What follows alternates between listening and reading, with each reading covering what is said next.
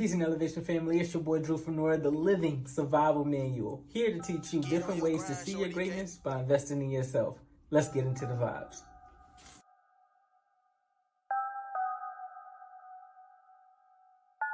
I gave them something to believe in, you know they ain't believe it. Tried to show them the vision, they ain't zoom in to see it. Told them about these heights, they said it's too high to reach it. And that had me feeling like Mike, I told them you gotta beat it. See, it's diamonds in your soul, but you gotta dig a lot deeper. See, all of our minds been exposed, but I've been changing the frequency. Sending my prayers and affirmations, way past where them eagles be. What I learned in my returns is not all things you need to see. You gotta feel it, the negative talk, the negative thoughts, and you gotta kill it. I know that it's hard and it leaves scars and it ain't appealing, but you gotta heal it. There's lessons in every little layer, but you gotta peel it. Cause the best way to get some air is removing your ceiling. Look, trust me, I know cause I did it. Hit rock bottom, looked around like damn, what the fuck I do with it? I remember the levels and picked up my shovel and I started digging until I got dizzy. And trust me, the spirit been busy. I'm back and I'm paid and I'm busy, so feel like I'm acting the way that you get it. This is for back in the day when they just shit it. I gave them something to believe in, you know they ain't believe it. Tried to show them the vision, they ain't zoom in to see it. Told them about these heights, they said it's too high to reach it. And that had me feeling like Mike, I told them you gotta beat it.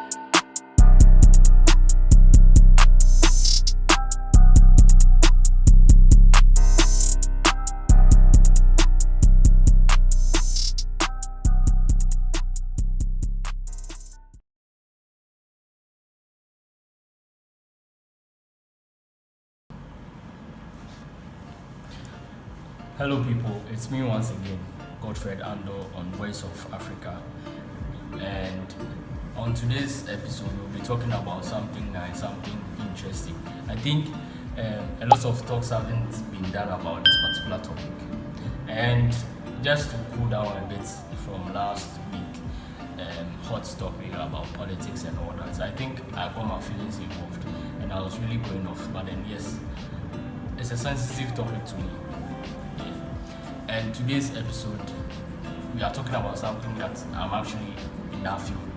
And today we'll be talking about real estate and the whole housing thing that is happening in Africa. How accommodation is like in Africa. So let me just start off by talking about just the accommodation thing in Africa or Accra, Ghana. So yes, guys, please don't forget to like, comment and subscribe. Let's make this YouTube channel, let's make this content big, because yes, we are talking about just voices from Africa. We are talking about real experiences right from the sources of Africa, and this is to the outside world. So we'll be interacting how our things are similar and the differences. So accommodation in Africa, accommodation in Ghana, accommodation in Accra. So it's pretty like almost the same everywhere, where either people own, people rent, yeah, sort of, or people are just staying with someone. And with the owning, it's either people they put up their own buildings, they inherit them, or they buy new homes. So yes, just as we have in other parts or in the US or other countries as well. And the renting too, yes, people rent buildings. It's either maybe an apartment or a standard one-bedroom self-contained, or a chamber and hall. A chamber and hall is as in like normal bedroom and a hall and just maybe your kitchen or something. So it's just for a smaller size family or just maybe an individual. And then we have an apartment renting as well. Yes, that could be for a family or for an individual. So the renting, yes, currently accommodation here, general prices of everything has gone up, and accommodation is also one thing that it's really high up there, and it's really competing with prices of accommodation or accommodation rates in other parts or in the Western world as well. It's almost the same, or ours is even sometimes even more, because think of the West or the highest price you can pay for a particular building or for a particular space to stay in. It's almost the same here. Maybe you want a shop to rent out. It's almost the same. So yes, we have gradually gone onto that phase where yes, everything is quite expensive. So if maybe a young person just starting out life, you could actually rent, because going all out to buy a house here in Africa is costly, and even maintaining that house is another thing. Yeah, mortgage is not really a thing, because yes, our system is not structured in a way where property management or property owners are going to go in for a mortgage. It's just in rare occasions would you have those arrangements with maybe a place that you want, and then yeah, it's not really a thing. So if maybe you're moving to Africa or you're moving to Ghana and you're thinking of mortgage, I think you'll be restricted into certain buildings, which I'm not really known, like I'm not familiar with. So yes, and owning of homes to owning of houses, that's a good step. Just as I said, it could be that you are buying a house from someone, or you're buying it from a real estate, or yes, anything, or you build or you put up your own building. So that's just it. And then, so talking about real estate, just as I mentioned, I'm in that field of real estate because I work with a developing company, developing as in a real estate developing company, and yes, it's an interesting field, and it's a whole trend of business happening, or that is hot in Africa right now. Real estate is hot. That's the fact. You could, even without figures or without actual statistics on how many structures that are being put up by developers or even real estate companies, you would pass through town and you would be marveled at to see the number of buildings that are being put up in most places in Ghana. So the building, I'll just talk about the building process or the real estate business. So yes, it's a business, but then people are doing it as a way of investment or as a way of safeguarding their, or just having a normal cash flow system where maybe some developers put up building just to rent out to create a cash flow system, but then some people also put up building as a security, that sort of investment. Yeah. So the real estate field is on the rise, just as I mentioned, and the whole process contains there are certain instances where maybe there are investors who have the money, and there are people that own lands, plots of land. I hope we can understand that, and it's pretty normal. It's pretty normal where you wouldn't have maybe a real estate company having both. You get it? Because the places that people would want to put up their projects, people would want to stay in, those places, the lands there are scarce, like available lands are scarce now. So in order to get a place to put up your own project, you would have to partner with someone, and it's pretty normal. Or if you want to purchase it, it means you are going to purchase that particular plot of land to be used for a project at an outrageous price. The price that will be quoted to you, you would be marbled. So there are certain hot places that I need to mention. We have East Legon, in Accra. We have Cantonment. We have Jowlu. We have hot places that maybe acquiring a land or acquiring a building comes at a very high cost. Yes. So that's about even finding out to get a plot of land to acquire. So if you want to start everything afresh, you want to do everything by your own self, it means you are maybe going to get a plot of land or a place to build at a farther place, far from town, because that's where lands are available now. And that should tell you how hot the business is and people really investing into this type of business. So I would be talking about how the company that I work with, MAP, yes, we just finished our project. It's been 2 years working on it and everything is finally done. And now our properties, most of them have been given out or have been sold out or rented out. So that's how fast it can also move. You would be lucky that, and it all depends on the location that you are putting up your project. That's one key thing for estate developers to consider.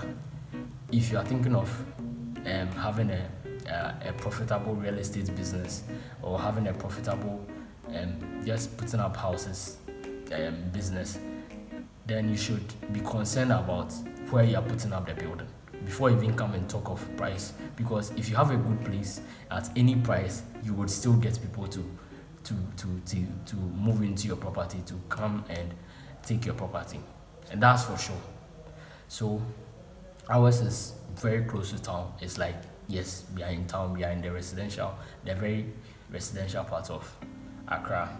And then so the project started, where I also mentioned again that we had to acquire the plot of land from someone who already owned the house. So it's an old structure on the land. That's basically what happens with most real estate businesses. So we acquired the house and the land itself. It came with a lease, yes, a lease. I would explain certain things later as the Voice from Africa show continues. So we acquired the house. I say we, as in my company.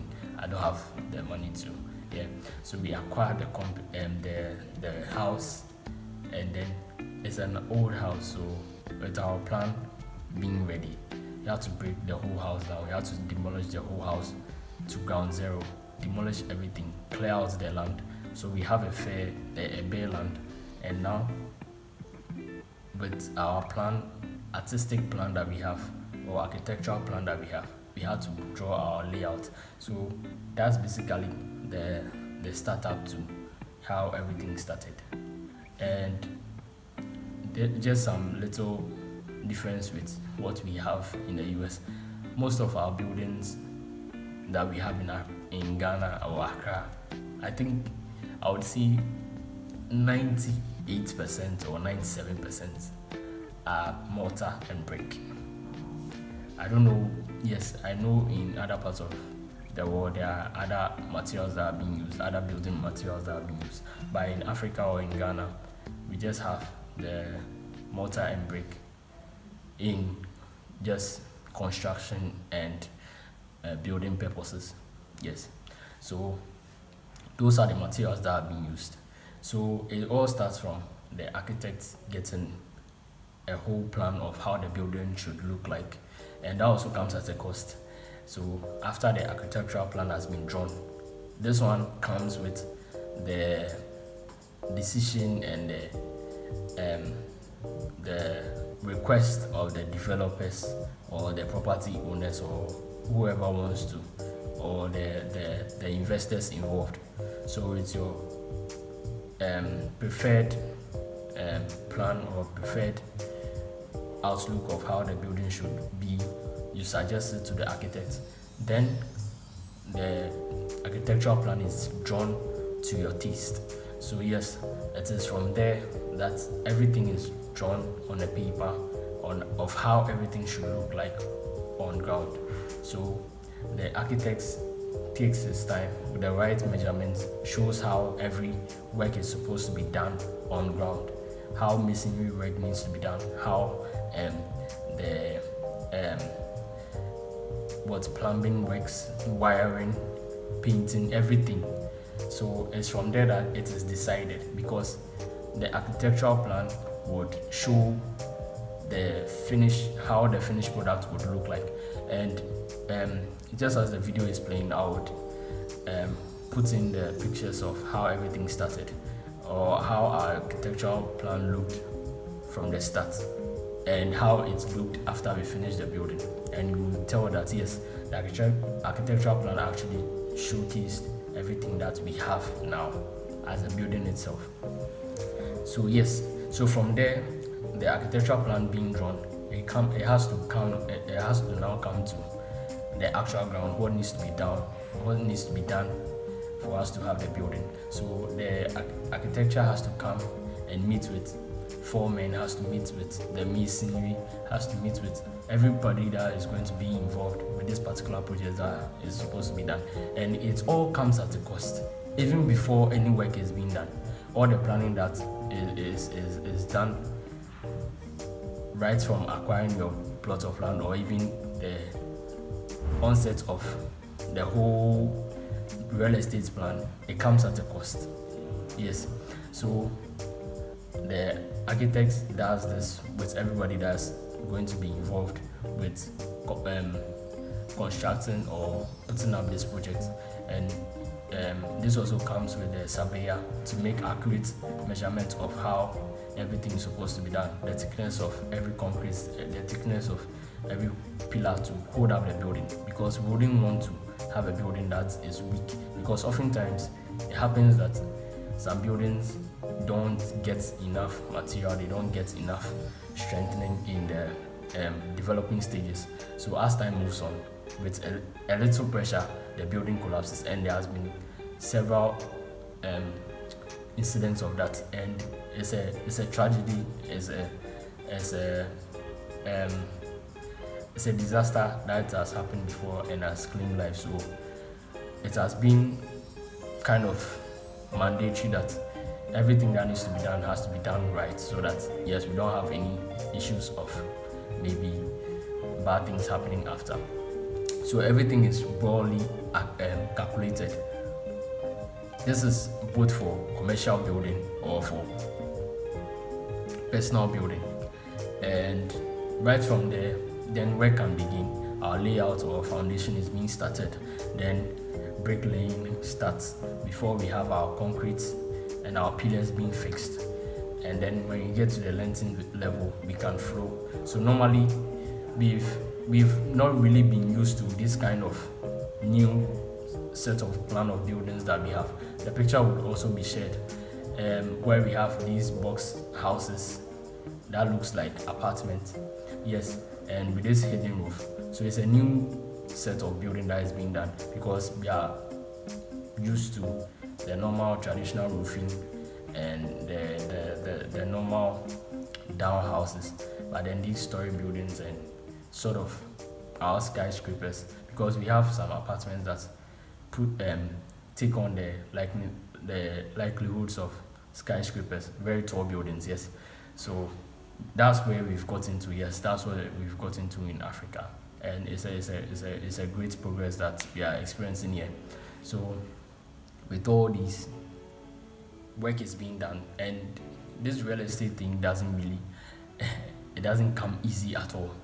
It demands real work, real effort, real time. You could have all the money, but then if you are not dedicated, if you don't have time, if you don't have the patience, it still wouldn't work out, because there are a lot of